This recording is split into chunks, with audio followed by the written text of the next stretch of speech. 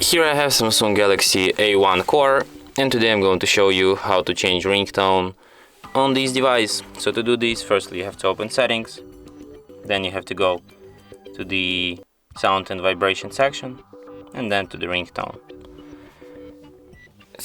You can pick like the ringtone for the SIM1 or the SIM2, so let's select one for the SIM1. You can like set it on silent, don't pick any ringtone at all. You can select one of these pre-installed ringtones, or you can just add your own ringtone here, but like I don't have any ringtone on my device, so I'll just have to select one of these pre-installed. Let's listen to some of them.